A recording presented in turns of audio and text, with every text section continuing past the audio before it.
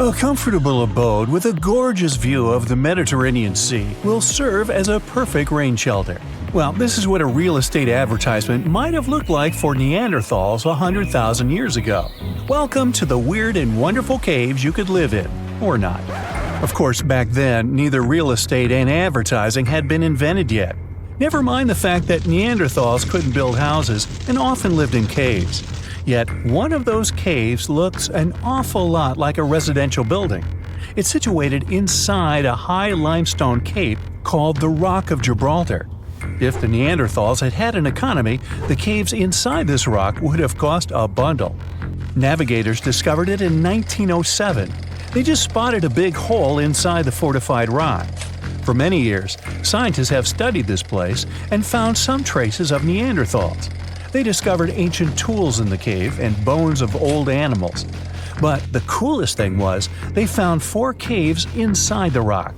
It was like a residential complex. Neanderthals lived alongside neighbors and helped each other hunt and fish. They created feather decorations and painted abstract drawings on the walls. Imagine our ancient predecessors hanging out in these caves 100,000 years ago. And now, scientists hang out there and study the primeval past of Neanderthals in detail. At the end of 2021, archaeologists uncovered a gap inside one of the caves leading to an unknown tunnel. They crawled through this hole and opened a new space under the cave roof. This place has been closed off from the outside world for over 40,000 years. And it seems it was one of the most prestigious apartments in the entire mountain complex.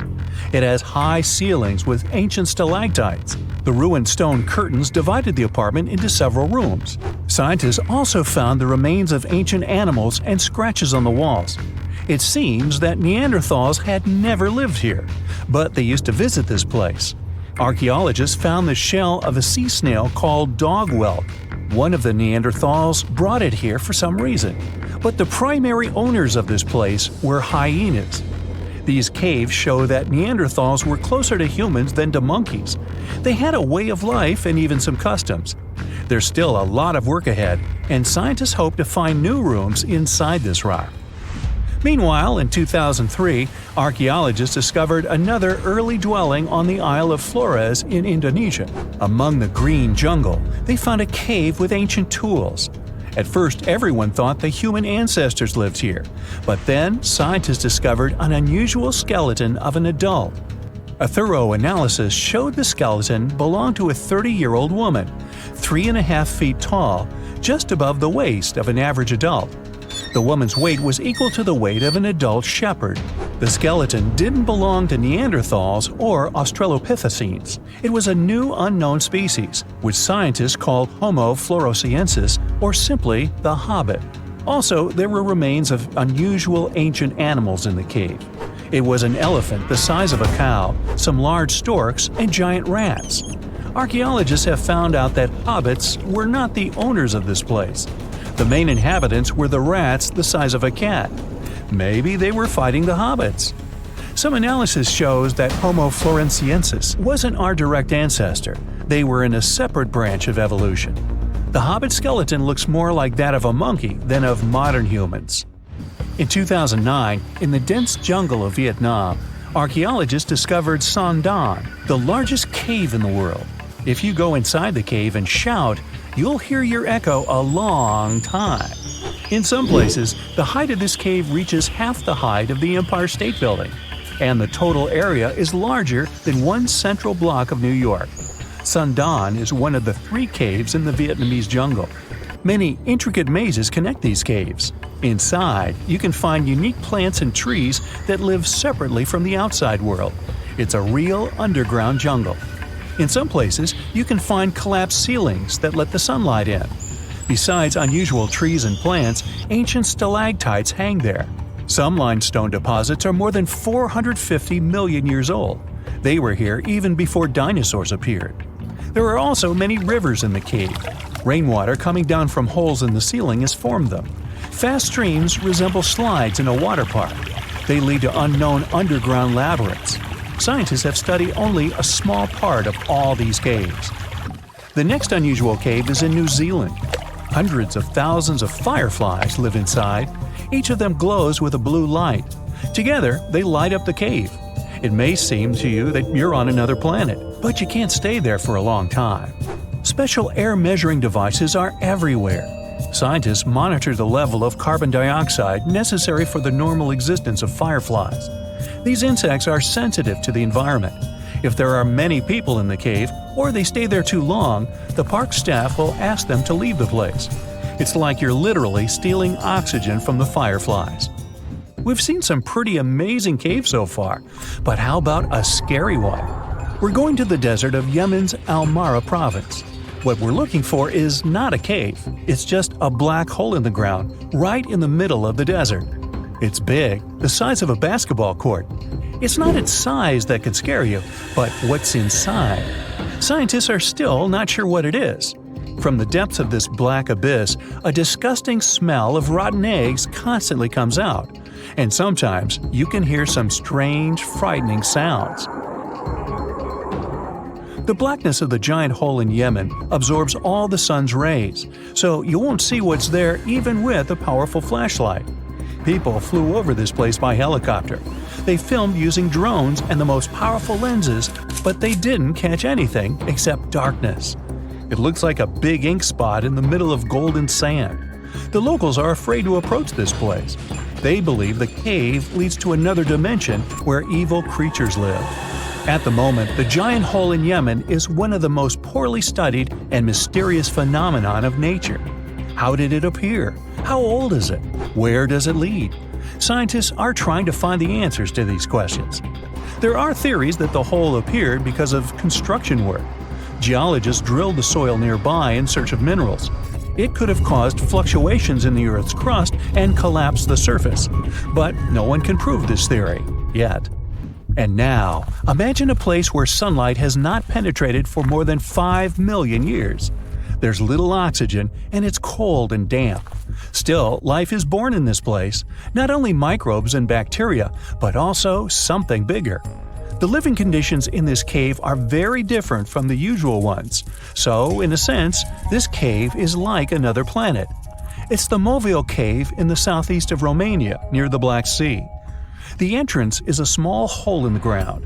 Inside, a tunnel leads deep below the surface. The levels of hydrogen sulfide and carbon dioxide are above normal inside the cave. The air here is half as much oxygen as on the surface. People can't be here without an oxygen mask, but other creatures living here can. The cave is home to 48 species of living organisms. 33 of them are unknown. Here you can meet some unusual insects, white snails and white spiders, millipedes with huge whiskers, transparent shrimp, and unique species of leeches. They all live here thanks to the little bacteria autotrophs. They absorb carbon dioxide and release food particles. Bacteria feed on it.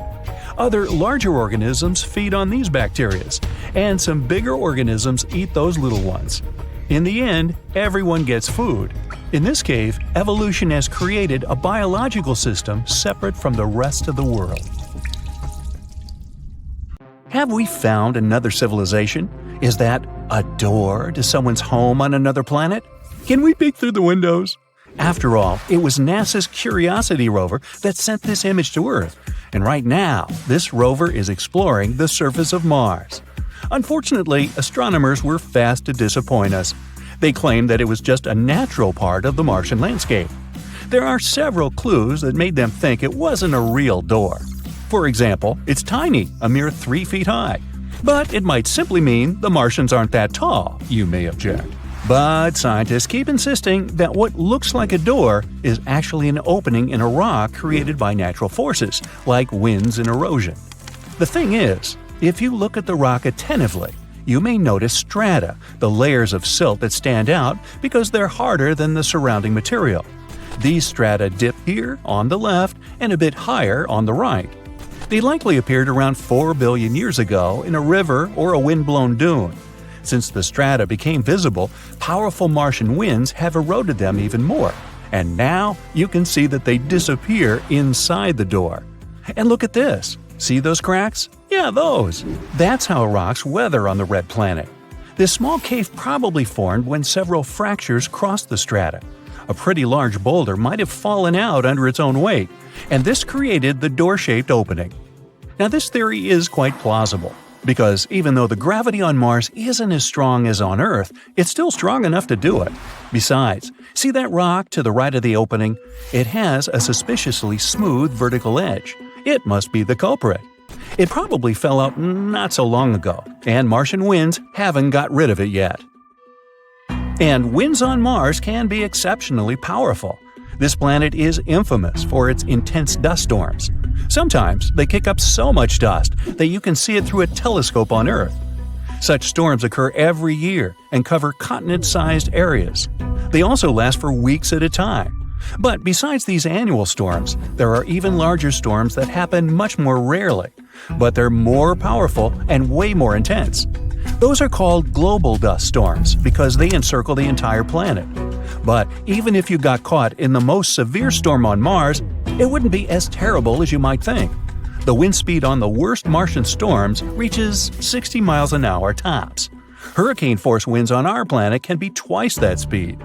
You should also keep in mind that the atmosphere on the red planet is 1% as dense as the atmosphere on Earth. That's why, if you decided to fly a kite on Mars, you'd need the wind to be much faster than on Earth. Otherwise, you wouldn't even be able to get the kite in the air. In other words, even though it's quite windy on Mars, it doesn't feel as intense as on our home planet. Oh, by the way, you might have noticed I keep calling Mars the red planet. Why? Look, our neighbor is covered in dust, soil, and rock that is rich in iron oxide. That's what gives the surface of the planet its trademark red hue. And look, there's the trademark. Nah, just kidding. Mars is the fourth planet from the Sun. Not so far away from the star, you might say, and still, it's a cold and deserted world. The average temperature on its surface is minus 81 degrees Fahrenheit. But if you ever visit one of its poles during the wintertime, bring a lot of warm clothing, because the temperatures are likely to drop to minus 220 degrees there. In the summer, though, you might feel very comfortable in some regions. There, the temperatures can rise to 70 degrees, not very different from what we're used to. Mars is one of the most explored space bodies in the solar system. At the moment, NASA has 2 rovers roaming the red landscapes, Curiosity and Perseverance. There's also one lander called InSight and helicopter Ingenuity nicknamed Ginny. Perseverance is the most advanced and largest rover ever sent to another world. The journey to the red planet took 203 days, and Ginny traveled to Mars attached to the belly of Perseverance. Sounds cozy. And now, I'm going to tell you something really curious. Let's say you're a Babylonian who lived around 5,000 years ago. Babylonia was an empire in ancient Mesopotamia. Just think back to 6th grade. Anyway, your neighbor comes up to you and says, "What day is it today?" And what do you answer? "It's Mars Day." Wait, what? When the ancient Babylonians created the week, they decided to divide it into 7 parts. Each day got named after some space body, like the Moon, the Sun, Venus, and so on. Mars Day was on Tuesday. The Babylonians believed that each of these space objects influenced their lives on the day named after it. And since Mars was red in color, they associated it with aggression. That's why on Tuesdays, they had special ceremonies to avoid the influence of the unfriendly planet. Indeed, Mars might seem unfriendly to a tired traveler. Its atmosphere is very thin. Its volume is a near 1% of the atmosphere on Earth. In other words, there's 99% less air to breathe on the red planet. Mars's atmosphere is mostly made up of carbon dioxide. At such high concentrations, it's toxic for us humans. And if you were looking for some oxygen to breathe on Mars, you'd come away empty-handed. There's only 0.1% of oxygen in the air on the red planet. That's definitely not enough for you to survive there. At the moment, Mars has 2 moons, Deimos and Phobos. Astronomers think they may be asteroids once caught in the gravitational field of the planet. The moons are shaped like potatoes. That's because their mass is too little for gravity to give them a spherical form. Potatoes, eh? Maybe they should be renamed mashed and au gratin. One day, Mars will get a ring of its own. It might happen in the next 20 to 40 million years. Will Brightside be there? Stay tuned. Mars's gravitational forces will tear apart the planet's largest moon, Phobos. Hey, it really will get mashed. Some chunks of the former moon will crash into Mars. and others will break apart and create the ring around the planet. This ring might exist for at least 100 million years. The surface of Mars is cut by a huge canyon system known as Valles Marineris. Sounds like a pasta sauce. If it were on Earth, it'd stretch all the way from New York to California, over 3,000 miles. At its widest part, the largest canyon on Mars is 200 miles, and it reaches 4 miles at its deepest point. If you still have difficulties imagining the sheer size of this natural phenomenon, here you go. Valles Marineris is 10 times the size of the Grand Canyon on Earth. Now, since we're on the subject of gigantic things, let's talk about Olympus Mons. This is the largest volcano in the solar system, and it's on Mars too.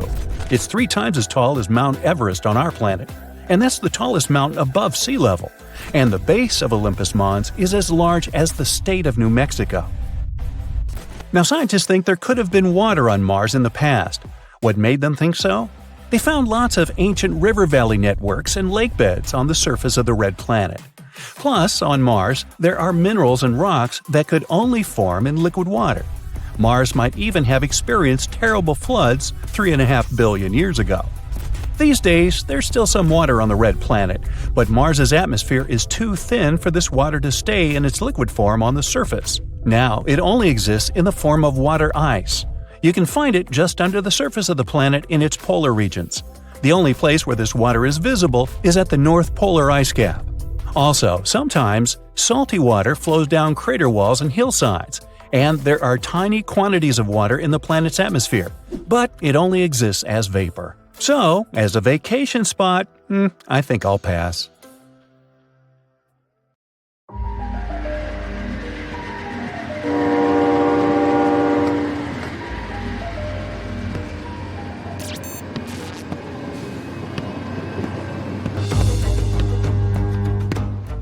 How long does it normally take for a package to get to you? A day? A week? A month? How about over 3 years? Well, something like that happened in India not too long ago. At first glance, it doesn't seem all that surprising. Packages get delayed or even lost along the way all the time. That's just the nature of parcel delivery. This wasn't some standard package. It was an entire train carriage loaded with tons of compost. Something this massive couldn't have just disappeared and then come back. Or could it? Let's find out.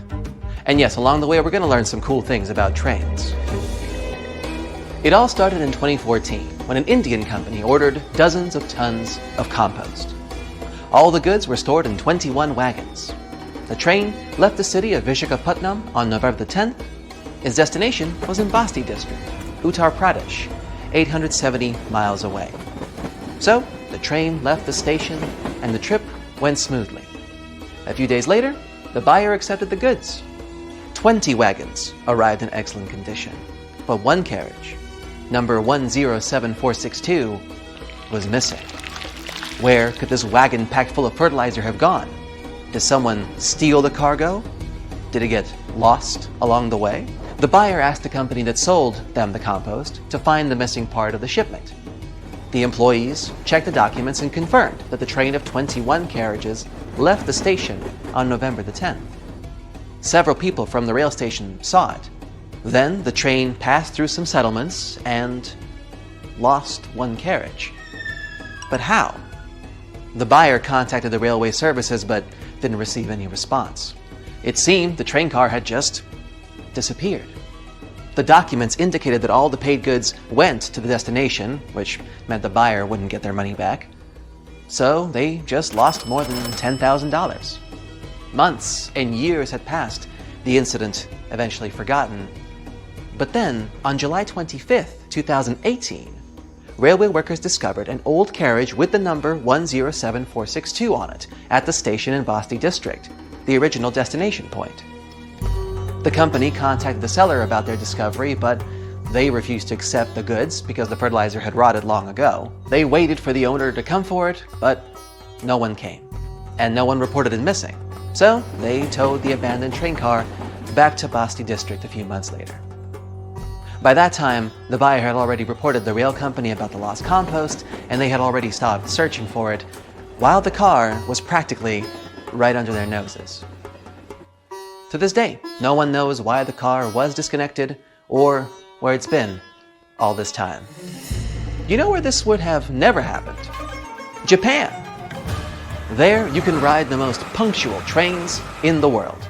They arrive at all stations to the minute. All the locals know the trains are never late, so they can never use that excuse on their boss.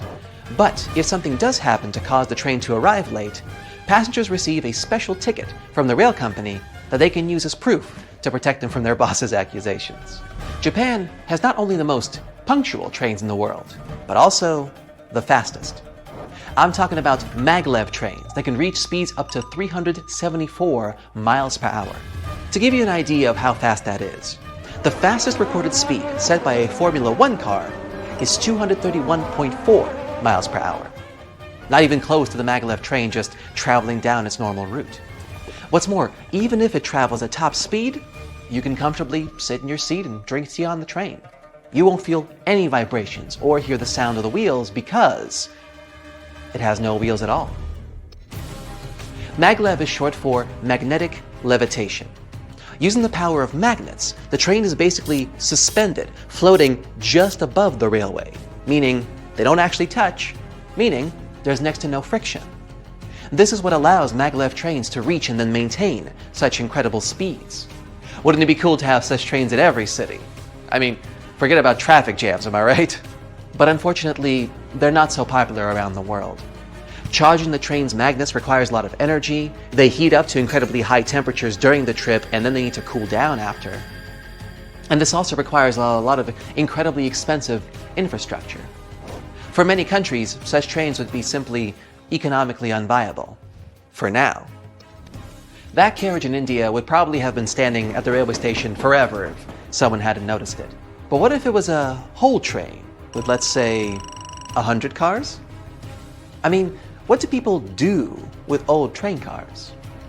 Usually they would put old trains in landfills, dismantle them for scrap, dispose of them with pressure compacting, or melt them down.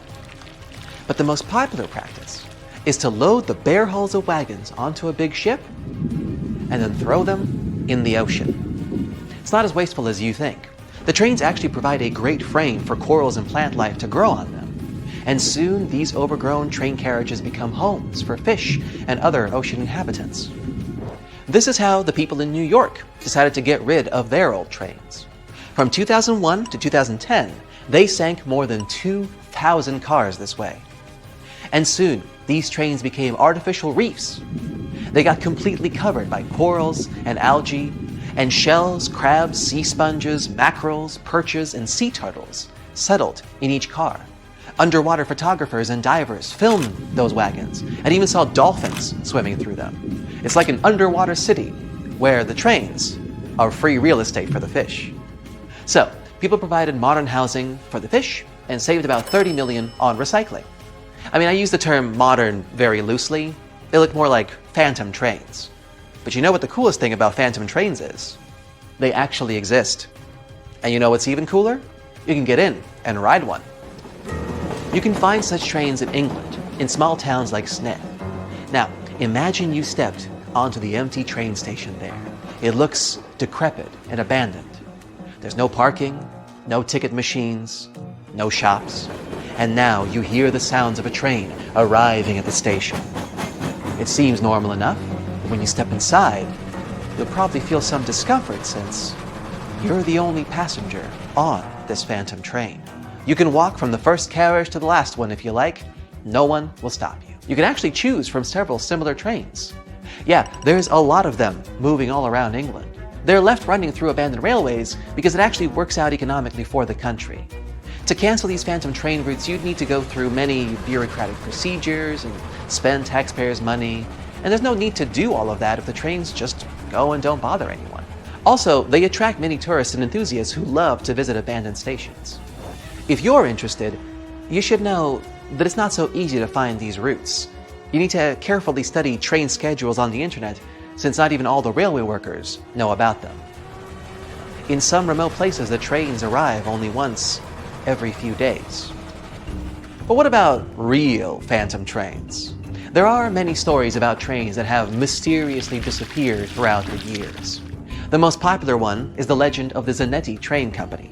Several wagons disappeared with dozens of passengers in a mountain tunnel in Italy in 1911, and then popped up out of the blue in 1845 in Mexico?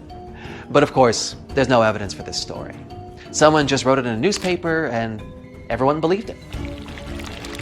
The same thing happens with planes and ships that supposedly travel through time. Although it's much more common for sailing vessels to become abandoned and then left to sail aimlessly on the seas for decades. There's much more documented evidence of that. But if you really saw a mysterious train arriving at an old railway through the fog in the middle of the night, would you step inside?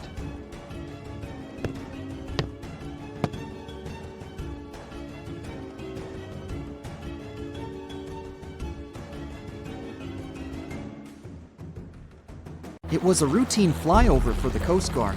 Miles and miles of deep blue ocean. Suddenly, guardsmen noticed a makeshift flag on a deserted island between Key West and Cuba. They lowered from 500 feet to see what was going on there.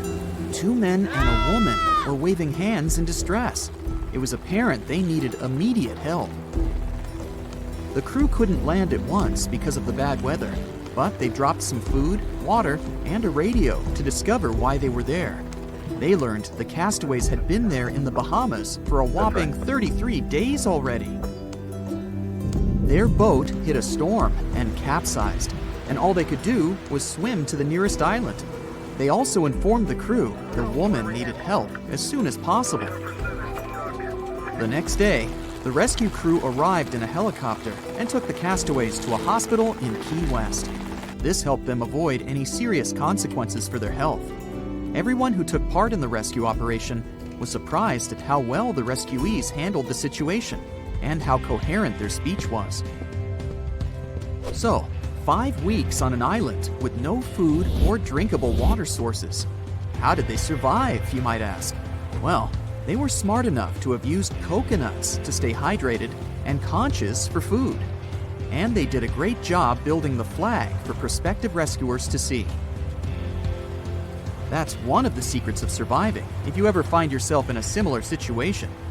Burn damp or wet wood to produce some smoke. Arrange flares in a triangle.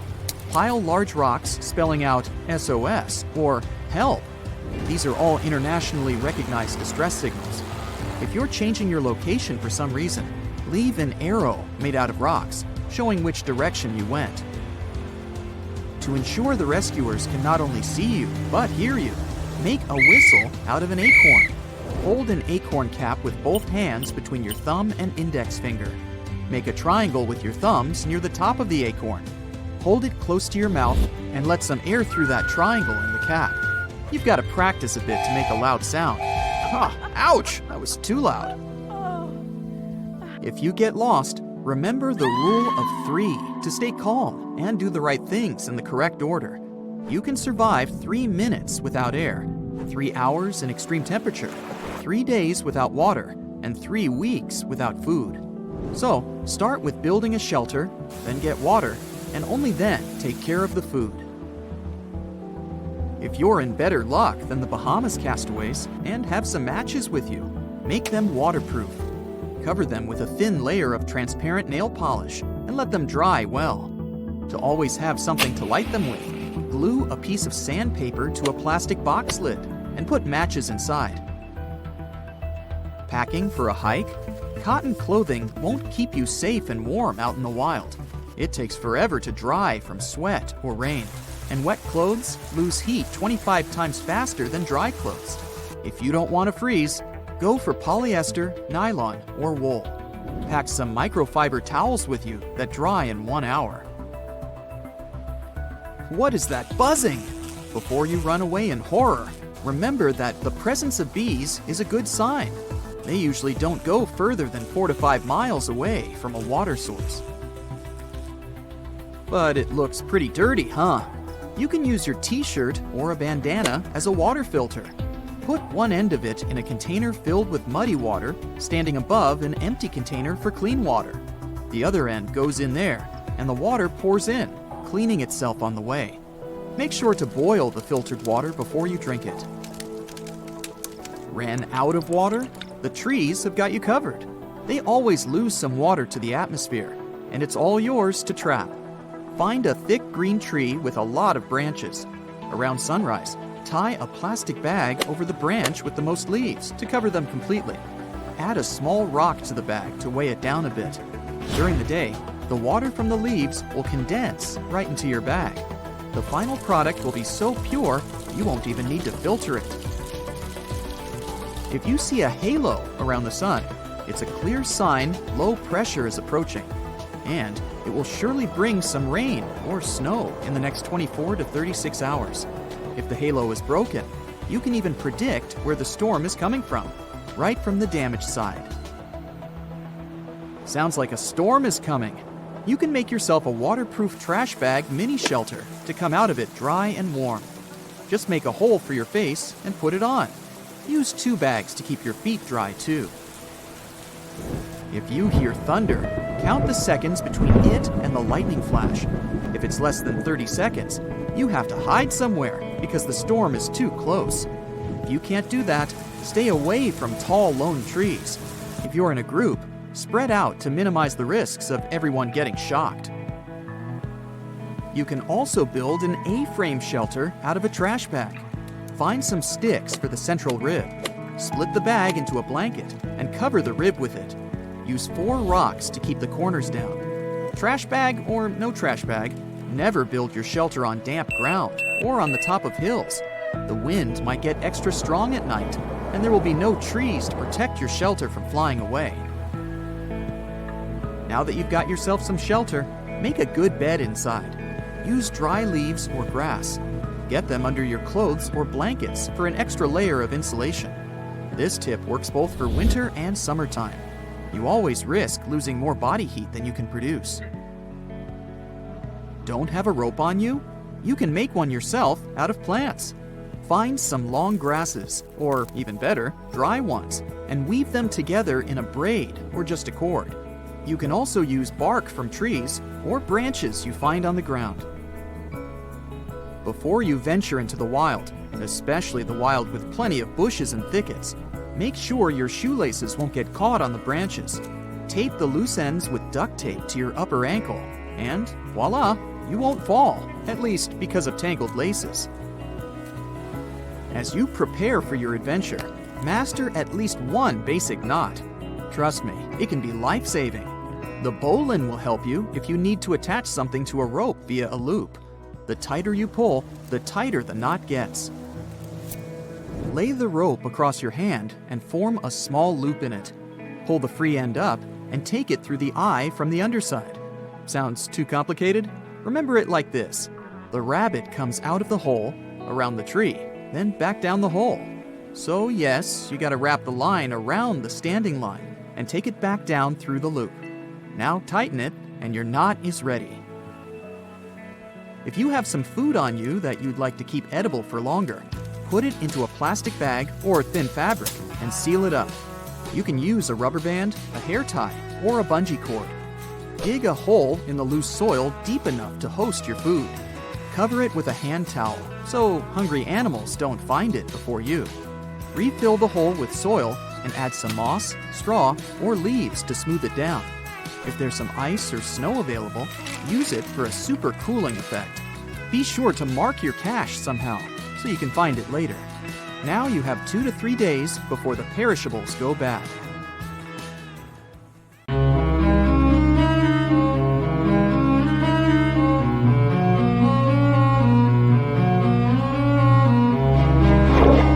Question for you. Do you think Atlantis could be real? It remains as one of history's greatest mysteries. The legend began with Plato, all the way back in ancient Greece. The tale of a civilization that formed and prospered before our own. Atlantis was supposedly a highly technological society, much like the Mayans. But, as the legend says, due to the people's greed, they were punished by a flood that destroyed and submerged their cities. Different theories try to guess Atlantis' location. Some say it was in the Mediterranean Sea. Some say it's beneath the Bermuda Triangle.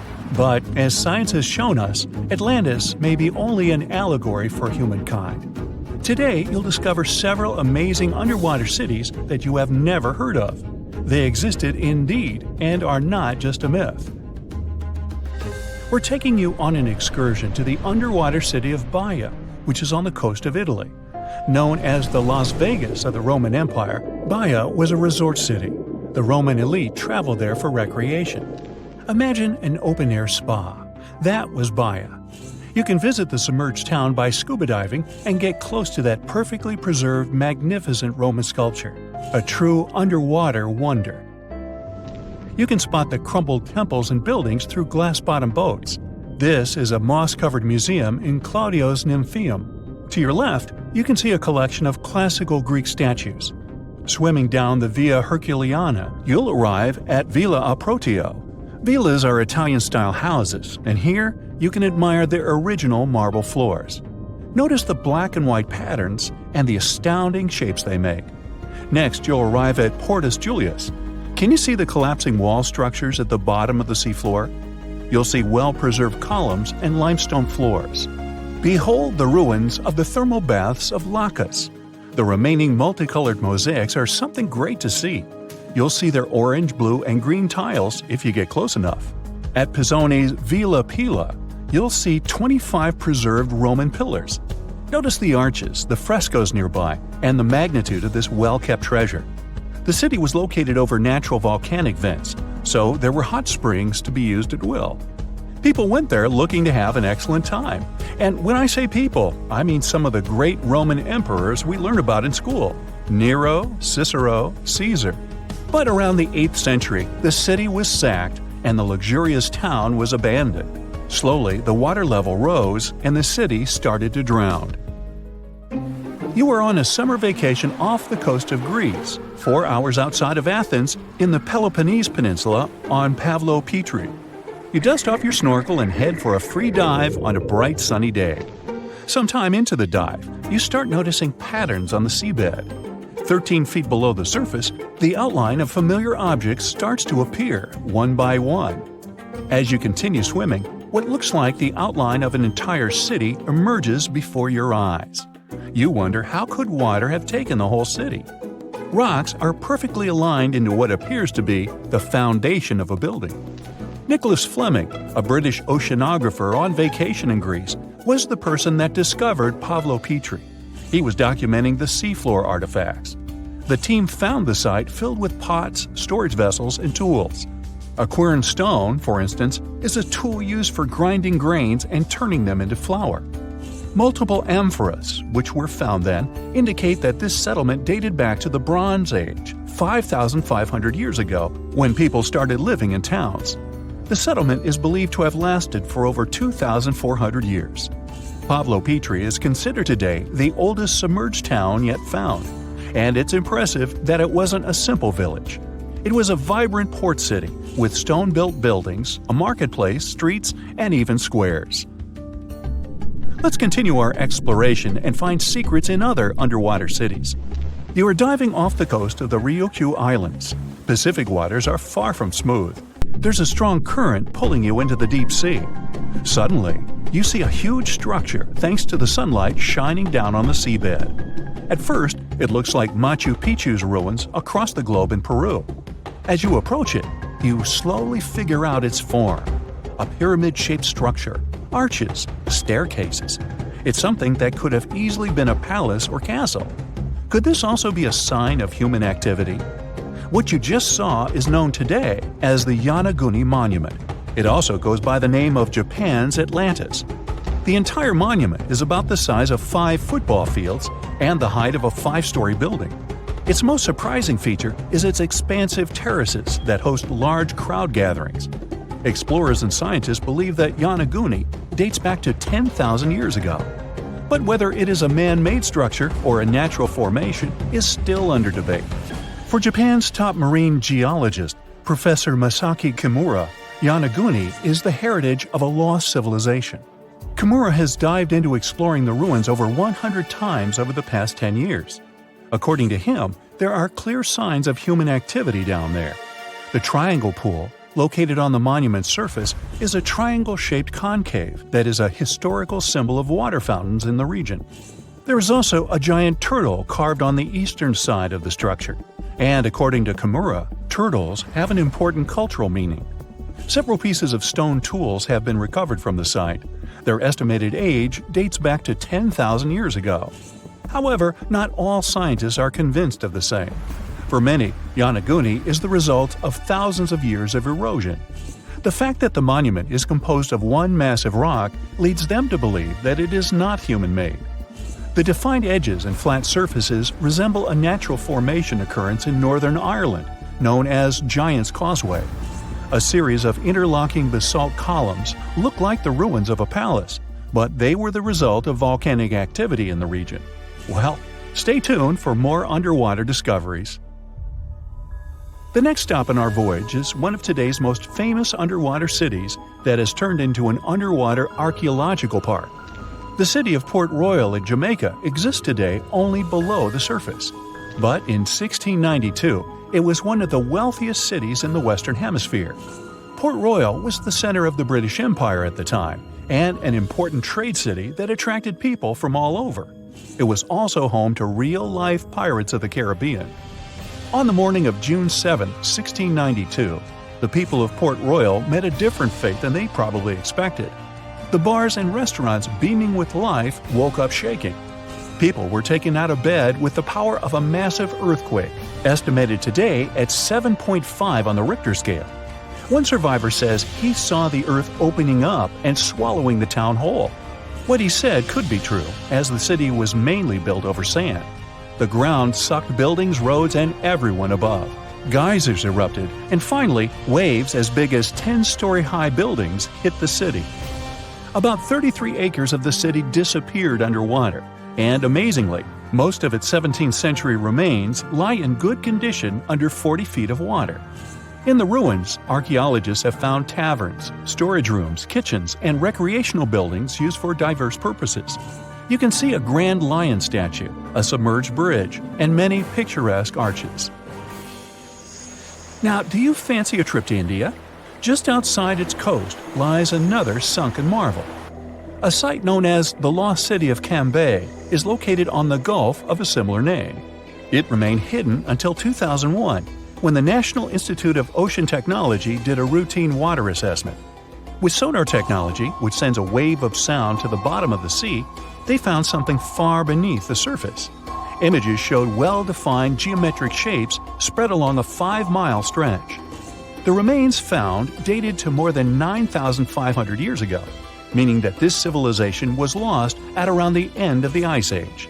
Debris recovered from the site included construction material, pottery, beads, sculptures, and even bones.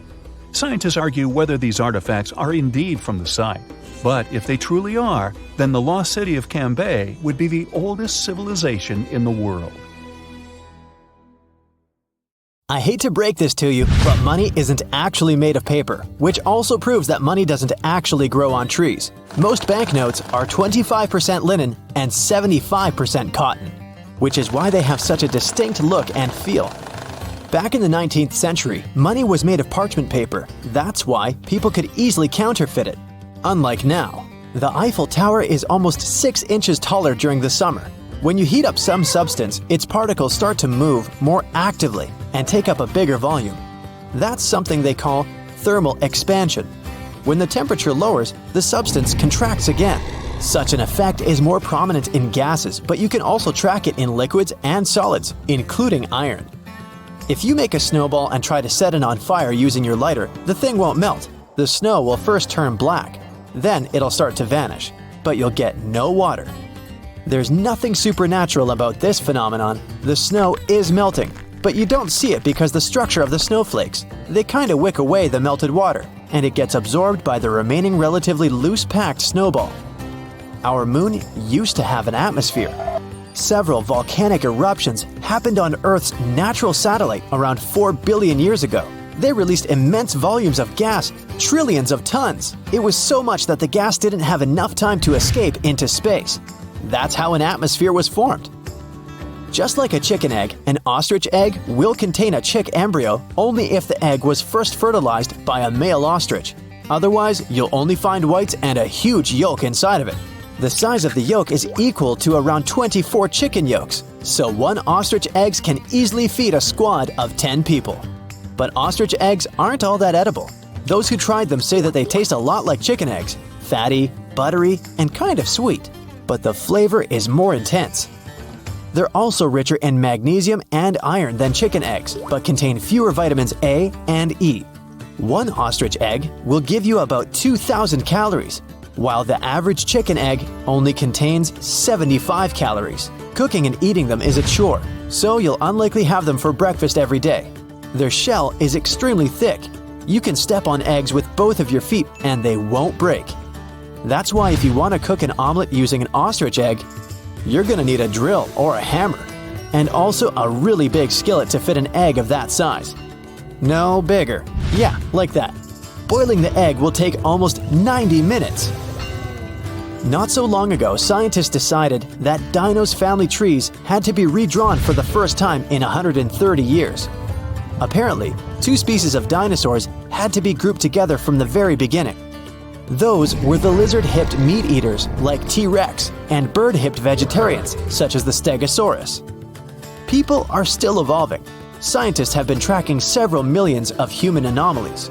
It turns out some harmful genes are slowly but surely getting filtered out of human DNA. Sound travels almost 4 times faster underwater than it does in the air. That's why divers often have problems with figuring out the direction of sound. Bananas contain potassium, and this element is slightly radioactive. On the bright side, you need to eat 10 million bananas before radiation can negatively affect you. Meanwhile, out in space, shadows are darker on the moon than on our planet. That's because the atmosphere on Earth scatters more sunlight.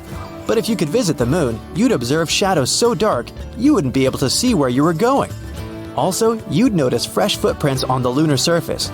People haven't set foot there in a few decades, but the footprints look as if they were left just yesterday. Since there's no water or wind on the moon, nothing can erase these footprints, so they can stay there in their original form for millions of years. Sure, if you were about to go to space, one of the first things you would think of would be your spacesuit. But did you know that it's possible to survive in space even if you aren't wearing any protection? Well, don't get your hopes up yet. You'd last for no more than 15 seconds. That's how long it would take you to lose consciousness because oxygen will stop coming to your brain. The ocean performs many functions. For one thing, it produces 50 to 80% of all the oxygen on our planet, which means it keeps us alive. But it also helps the internet to function. So when you're laughing at a funny dog video or binge watching your favorite series, yep, thank the ocean for that. Disneyland's airspace has the protection level of the White House and the Kennedy Space Center. It's prohibited to fly over the theme park without a special waiver. The restriction was introduced in 2003 for security reasons. So now you will never see a plane or even a single drone flying over the park. How about a butter applicator in the form of a glue stick? With this invention, making sandwiches in the morning will become so much easier. The main challenge is to not confuse it with a real glue stick. Bacon lip balm is a great addition to those butter sticks. This product is already being sold online. Imagine rubbing your lips with a piece of fried bacon before going out. Not really my thing, but you do you. Bananas are delicious and convenient. Thanks to their dense skin, they won't break when you carry them with you. But for some people, this natural protection doesn't seem to be enough. They don't like brownish marks on the yellow peel, especially for them, one of the main inventions of the 21st century. This is a banana suitcase. The container will protect your banana from the dangers following it everywhere. How can you get your cat to work off the money you spend on its food? Let it clean the room while you're away. Japanese engineers came up with cat duster slippers. The cat walks on the floor and rids your home of dust at the same time. But I'm not sure your pet will like the idea. Hugs are very beneficial to health. They relieve stress and help your body produce endorphins, the hormone of happiness. The image of a happy girl in the Wendy's logo was inspired by the daughter of the fast food chain's creator, Dave Thomas. Wendy is her nickname. If you look closer, you'll notice her collar spells out the word mom. Whether intentional or not, it became something to mean a homely feel the restaurant gives its guests. 9:41, set as the time in iPhone's ads, isn't a random choice of numbers. In 2007, Steve Jobs first introduced the iPhone to the public after a 41-minute presentation at exactly 9:41 a.m. The first Apple logo was designed in 1976 and featured Sir Isaac Newton sitting under a tree, with an apple about to fall on his head. It seemed too complex and unclear to many, so Steve Jobs wanted it replaced. Some people have a fear of technology, aka technophobia. Now, it mostly has to do with complex new devices like computers. But it has its roots back in the time of the Industrial Revolution. It began in the 18th century when workers were afraid new machines would take their jobs. The founders of Domino's were originally planning to add a dot to the Domino's in the logo for every new place they opened. But it was growing way too fast and too big for that. So, they decided to keep just 3 dots for the 3 original locations.